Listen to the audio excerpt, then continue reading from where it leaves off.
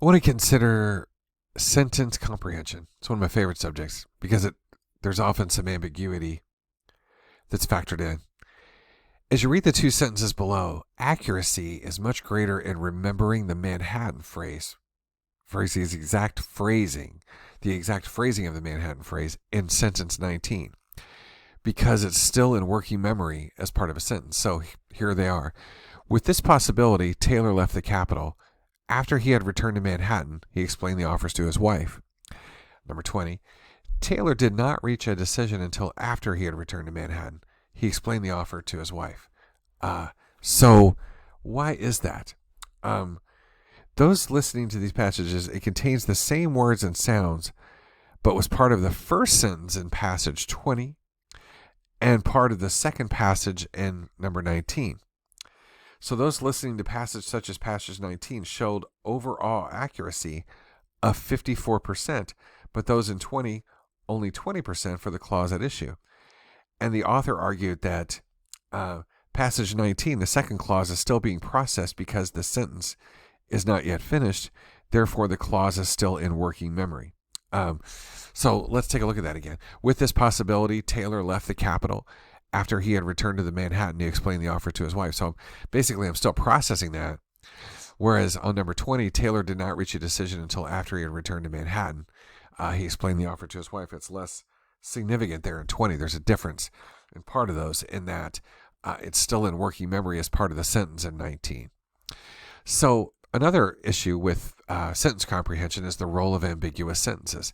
For instance, these sentences here at the bottom left, Fatty weighed 300 pounds, 350 pounds of grapes. Basically, it's sort of a garden path sentence. And that I'm assuming that the word weighed is pertaining to somebody named Fatty, which isn't very nice. But it's actually it's a verb pertaining to the grapes. The cotton shirts comes from Arizona. This is very poorly written. Normally it would be the cotton that shirts are made from comes from Arizona. But I can omit that, strictly speaking. But it's again sort of a garden path sentence that throws us off. The horse raced past the barn, fell. Very difficult to interpret. It should have the word that in it. So these ambiguous sentences are tricky to resolve, and we know that we have a bit of an issue with keeping many meanings active at once. So, but even more basic levels of ambiguity pervade. So remember, a spoken sentence often contains many words not intended to be heard. And you could phrase that in a different way with respect to phonetic ambiguity. Remember a spoken sentence, etc. In that case, that's phonetic ambiguity. The most classic example, of course, of phonetic ambiguity is mares eat oats and does eat oats and little lambs eat ivy. You've heard of that before. Mares eat oats and does eat oats and little lambs eat ivy. But saying it in a phonetically ambiguous way makes it sort of a tricky thing.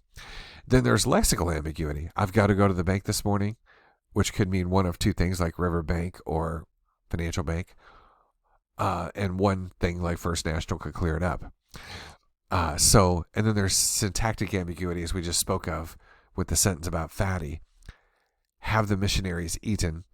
Spoken by the bishop as a question or spoken by the cannibal chief as an order.